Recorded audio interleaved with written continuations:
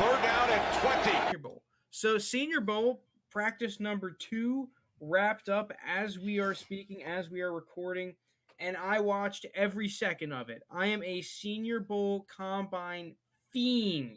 I love this stuff. So I'm gonna come in. Steed, cut me off whenever you want because I'm just gonna go on a ramble. So Do it, man. Senior Bowl, let's get into it. Risers and fallers. So, quick disclaimer: I mainly was analyzing the quarterbacks, the receivers, some of the offensive linemen and defensive linemen, and some of the D backs.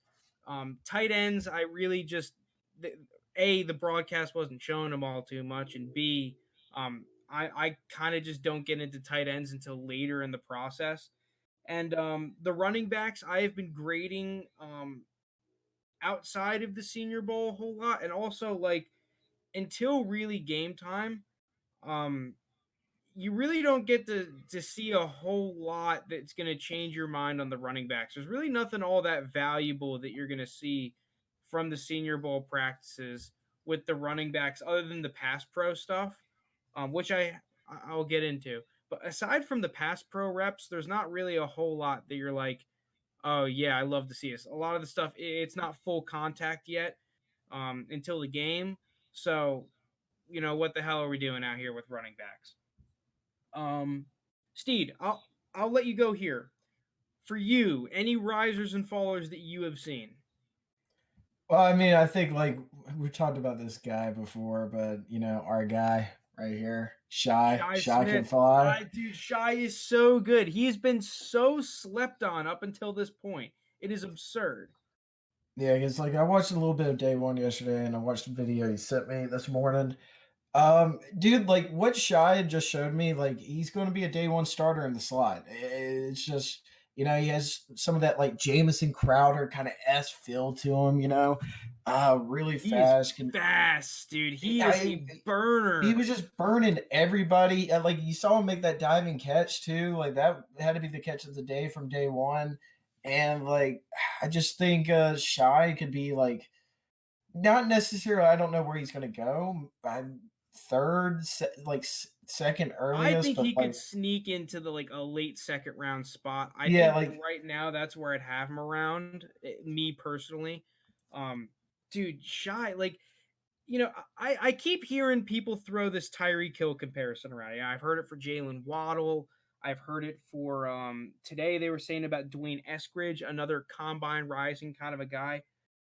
Shy Smith, man, he is the kind of dude that you just get him the ball anywhere and you just say, hey, just run it all the way across the field and I'll get some dude to put it on you.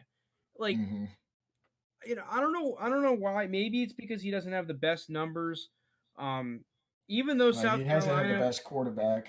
yeah, well, that's what I was about to say. It's like South Carolina, they've produced so many good receivers, and this is like the first time that I can really say, like, dude, they have a good receiver in Shy Smith, but they have done him no favors. Mm-mm. Kind of like I think the beginning of it was Brian Edwards. Like they didn't really do Brian Edwards a ton of favors, but he was on some decent teams. Like it's not like they were trash. Dude, this South Carolina team was just trash. This especially the offense, dude. They did him zero favors on film with that offense. And he was dude, he has some good film still. Like I mean, because we both went to South Carolina, we would just naturally watch the games. And every single time I watched that offense, I felt like I was saying, dude, this Shy Smith guy, he can play. He can play. Not that he's going to be a number one necessarily, but this is a guy that if I'm a coach, I want him on my football team. Yeah, I think a play for me where Shy really stands out. I think he was a freshman this year, but it was the year we played Michigan, the Outback Bowl, like a couple years ago, and Bentley was still the quarterback, and it was just like a simple go route, I think, and he just like the Michigan's good, all like Jim Harbaugh defense got some good players, and he just blew past everybody, and Bentley hit him for like 60, 70 something yards. And like I think that's really where he kind of took the storm. But like South Carolina's always been good at producing receivers, so I think that will even help his draft stock a little bit too. Well, yeah, the play that got me hooked on Shy Smith was a similar play where you just have him on a go route, but it was against Clemson, I'm pretty sure, where he burnt Isaiah Simmons. It was some highly rated defensive player. And Isaiah Simmons, I'm going to assume it's Isaiah Simmons. I am 99% sure it was Isaiah Simmons. But dude, that's a guy that ran under a 4.4 in the 40. And Shi Hmm. Smith burnt him. Like, not only is he going to test fast, I think he plays even faster than he's going to test. Like, unless he goes out there and runs like a low 4.3s, like, which he very well could. The guy is an absolute burner. But I huge fan of Shi Smith. I think he's going to finally start getting some recognition now from the stuff in the Senior Bowl. I know he got hurt today, so we didn't get to see him today, but from those one-on-ones that we saw day one and from what South Carolina's done in the past, and as we get deeper into the process, I think that we're going to see some teams really fall in love with Shi Smith. And if there's anything we learned from last draft, teams want speed. Teams want Hmm. talented players that are fast. They look at the Chiefs and they say, "We want to do that." Um, Shi Smith fits that. He's a guy. He's a talented receiver that's fast, super fast. So some other guys, I went into Dwayne Eskridge was tearing it up, especially today. He was the guy that the analysts were saying Tyreek Hill. He's nowhere near that polished. He's definitely going to rise on people's draft boards, but he's still very raw. He's got a lot to work on. Um, for me, Cardarius Tony, other than the fact that he couldn't catch the ball, his routes and his footwork look really good, which is a little bit unsurprising, to be completely honest. Um, Nico Collins from Michigan, we finally got to see him play. He's a guy that opted out for Michigan at the beginning of the season. He's a 6'4 guy. He looked pretty damn fast. He was making some good contested catches. That's a dude that I really expect to be rising on people's boards now because he was someone that was kind of getting some buzz before he opted out. And now we get to see what he's doing against not necessarily but like, NFL esque caliber players in the Senior Bowl. Did pretty damn well. Um, Amari Rogers, I'm just going through the receivers first. Amari Rogers looked really good. I think he's done nothing but improve his draft stock. Um, as a slot receiver, like that's a position that we've seen the value of now really increase. We've seen teams like the Dolphins last year, not necessarily a slot receiver, but they drafted a slot corner in the first round. And we've seen a lot of the smaller receivers, the whole game offensively and defensively is getting a lot faster, which means that players are getting a lot smaller. So we could see a guy like an Amari Rogers really rise. Marquez Stevenson out of Houston, a receiver, is super fast. This guy has just been burning by everyone at the Senior Bowl. Now we can get into some of the other positions. Mac Jones looked on another level from every other quarterback that was playing today. To be honest, a lot of the quarterbacks look kind of trash. That Jamie Newman looked really bad. Kellen Mond, Yeah. Kellen Mond, I'll give him credit. He throws a good football, but just not to the right team. God damn, like he's just he's like he has so much potential, Kellen Mond. It's just start putting it together, man. Like, come on. Um, who else? Sam Ellinger, I'll give credit. He looked pretty good today. Sam Ellinger, he's a guy that I've kind of always he's the Texas quarterback. I've always kind of been a fan of him. I don't think he's anything crazy, but he's the kind of guy that he's going to go day 2, day 3, probably somewhere around day 2, late day 2, I'd guess, because he's a quarterback. I wouldn't be surprised if he went early day 3. But he's the kind of guy, he's a high character guy. He offers you some stuff running and passing. I heard the analyst comparing him to Tim Tebow. I think he's a way more natural throw of the ball than Tim Tebow, but obviously not as good running the ball. So I think that he's a guy that you can kind of look out for. Ian Book, I am not a fan of Ian Book. I'm not sure if I've said it on the pod or not, but I am not drafting Ian Book if I'm an NFL team. I'll give him credit. He impressed me today. Um, Ian because you Book's have to just a remember, winner, dude. these guys, they're coming in and learning a new offense in a couple of days. Obviously, it's not insanely complex in terms of like the adjustments and crap, but it's tough. You get these long ass play calls and stuff. A lot of these guys are coming from much more simpler systems. So Ian Book, I'll give him credit, looked pretty good. Now let's get into some of the other players. Quincy Roche, pass rusher. I thought he had some really good reps. I'm going to be looking at him more closely. Left guard Trey Smith from Tennessee looked really good. You talk about a people mover. I'm pretty sure he's the kid. He was one of the top rated tackle prospects in the nation when he went to Tennessee. I'm pretty sure he's this guy. And then he actually got blood clots in his lungs and had to miss Oh a year of God. football. And doctors and a lot of people thought that he was actually never going to be able to play football again. But then he comes back. But in that time period that he missed, Tennessee recruited another sick left tackle. So he moved to left guard, which may have actually helped him out because he really took to guard really well and has now just become a huge mauler. The guy is a beast of a person, and he was moving people all day. So and the next guy, so they did the 9-on-7 drills, which is basically just hand the ball off up against the front seven of a defense, just offense versus defense, physical drill. It was really fun to watch, and there were reps where he, Trey Smith, the left guard, and Alex Leatherwood, the Alabama left tackle, were on the same side, and it was just unfair.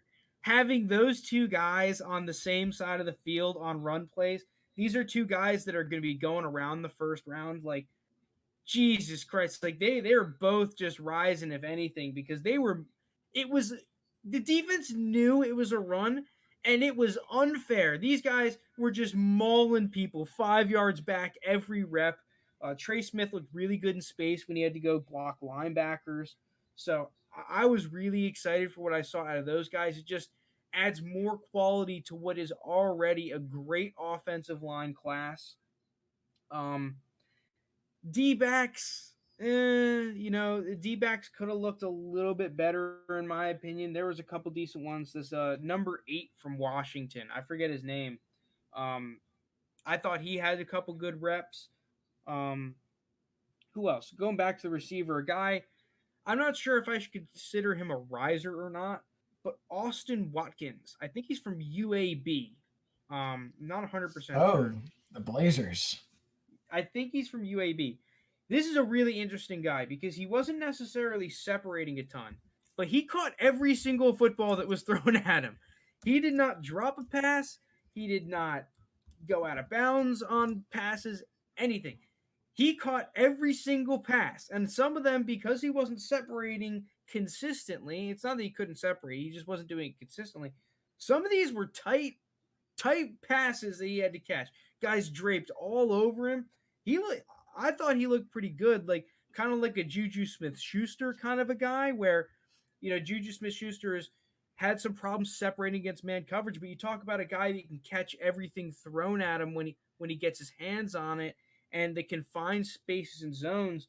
Austin Watkins is a guy that I had on my radar, but if a team is able to pick him up in the third, fourth, fifth round, or maybe even beyond that, this could be a guy that might be able to sneak on in training camp and when he gets on a roster. So he's a guy that I'm definitely going to have my eye on. If we get into the running backs now, Ramondre Stevenson, the kid out of Houston, looked pretty damn good. He's a big ass dude. Um, mainly in the past pro reps, I was really excited what I saw out of him. I'm definitely going to start grinding his film a little bit now that we're getting into that. Let's see, where are the last of my notes? On the risers. Um, Frank Darby. No one's going to mention him as a riser, but I liked what I saw out of his routes a little bit. Kid from Arizona State. He's a guy that I'm going to be looking into. Khalil Herbert, running back out of Virginia Tech. I'm pretty excited what I saw out of his pass blocking. When I did my film analysis on him, I haven't released it yet, but spoiler alert, his pass blocking was one of my weakest areas of his game, and he looked pretty damn good. He had a bunch of he only had one bad rep. And then lastly, oh my god, I can't forgot. I can't believe, Jesus, I can't speak. Can't believe I forgot about this guy or two guys. Chase Surratt, the linebacker from North Carolina, is a Yeah. beast. This guy is an absolute stud. He can move well. He was blitzing really well. This is a guy that I think is going to be going in the second round, maybe creeps into the first now. And whatever team he goes to, I would be ecstatic because I think that this is a great linebacker for the modern game. And I think he's going to be a beast. And then lastly, unsurprisingly, Creed Humphrey, the center out of Oklahoma, is a beast. People couldn't move him a yard. He was having some great one-on-one reps on the interior. He had a couple bad snaps, but I don't think that's anything crazy. Um, but just as pass blocker, he looked really, really freaking good. So, you got any last risers on the risers rant? No, I don't know if he's much of a riser, but a guy like Missouri had like kind of an interesting season, and I know Larry Roundtree is there, and Yeah, I had Larry Roundtree. He's another big ass dude. yeah. What do you think about him? Because like I'm seeing like people were talking about him getting a little buzz. I mean, this is a guy that scored 14 touchdowns this year for a Mizzou team that was not necessarily supposed to be all that great. Um, I didn't really see him too much of the Senior Bowl, but like. So I want to see what happens during the game because, like I said before, with the running backs, it's just tough to evaluate them because a lot of the Yeah, you drills, got to it's see the like, game action. yeah, I value the game action for them, kind of like the quarterbacks, right? Like, I mean, granted, see, with the quarterbacks, it's more so that the other ones that weren't Mac Jones, Sam Ellinger, and Ian Book looked so bad that it made the other ones rise, right? Did what about Trask? I didn't see Trask out there. I thought he was on the roster. I thought he was too. I didn't see him. I don't know if he was playing and I'm blind or whatnot. I did not see Kyle Trask out there. Yeah, he's on the he's on the American team. I didn't see him. Um, Maybe he didn't participate in the drills. I guess not Uh, because I did not see him. Um, oh, Roundtree. He looked all right. I think the only running back that I think that really had bad areas was one Kylan Hill. I now once again don't take this for take this with many grains of salt because I am not even using this in my evals too much. But Kylan Hill I don't think looked all that good. And more importantly, is that Michael Carter in his pass blocking reps, I thought was getting moved a little bit too much for my liking. He wasn't as clean as I was hoping for a guy that a lot of people have rated very highly. I haven't finished or even started my analysis on Michael Carter yet, but it did not get off to a good start with his pass pro. Now let's go quickly into the fallers. um, Sage Surratt, um, unlike his brother Chaz, Sage now to be fair, he did get dinged up. He got a little bit of an ankle injury, but he did not look very good. From my analysis during the Senior Bowl, I wasn't necessarily high on him to begin with. I know a lot of other people are. He was, like through 9 games had like 1,000 yards. I was not impressed with what I saw. Felipe Franks, unsurprisingly, looked like dog shit. He looked awful. And it wasn't even, I hate to be so hard on the guy, but it's just the no, truth. no, no. It's just funny because like he's just so bad, man. He's just so bad. He is awful, and the fact that he started at Florida over Trask, and of course he transferred and played Arkansas, like just crazy. Like I've never like sat back and like watched Felipe Franks do something and be like, wow, that was a good play. Well, it's like, funny because the announcers, the analysts were saying like, "Oh, well, he's a flashes guy," and I'm like, "Dude, you just say he's bad. Just say he's having a bad day. Don't say he's a flashes guy. Like, geez, that's even more rough than saying." But it was bad from the throws. He was late on every throw. It was bad when he would throw the ball. There was one throw that he threw way over the top of someone. I And then love they it. were saying, "Oh, well, the wind picked up." Like, give me a break. And he was even having such a rough day that he wasn't getting the play calls down. I mean, that was one thing I brought it up earlier. Like, it's tough for a lot of these guys. You start getting the NFL play calls, they're long and they got multiple calls on there. You got kills and alerts and stuff. And there were plays where he would have to, I saw one time he had to ask for the play 4 times. 4 times he had to ask for it. And that's where I was impressed with someone like Ian Book. He was getting him down. He was ready. He was just getting in on the radio, bang, in there. That Felipe just Franks couldn't do it. that reminds me of that when Gruden used to coach for Tampa Bay, and who was it Glennon or who? Lennon, Yeah, and Lennon. he just couldn't get the play right. He's like, Jesus Christ, son, it's not rocket science. Get your head out of your ass, Lennon. Just um. God, cracks me up. So who are the other fallers that I saw? Let me see. I'm trying to get them. I guess not necessarily fallers, but we knew they were day threes. Powell from Clemson did not look all that good. McMath from LSU, Jag, in my opinion. Jag stands for just another guy. If you did not know, um, who else? I see. I don't know the names of a lot of the offensive linemen yet, but some of them were looking crap. There were a couple pass rushers that looked just so awkward. Um, we'll do more on the Senior Bowl when after the game is over and I've gotten time because we're literally recording this 30 minutes after the day 2 of practice ended. I'm just going off of what I wrote down when I was watching it. But yeah, that's for the most part it for the Senior Bowl right now. I'm trying to just sort through my notes to see if there's anything that I missed. Oh, the number 8 on Washington, his name is Taylor Jr. apparently. Okay, I like that name. Oh, Ben Skowerneck from Notre Dame. He did not look all that good in my opinion. He's all right, slot guy. I don't know, nothing for me. I wouldn't draft him. And then number 91,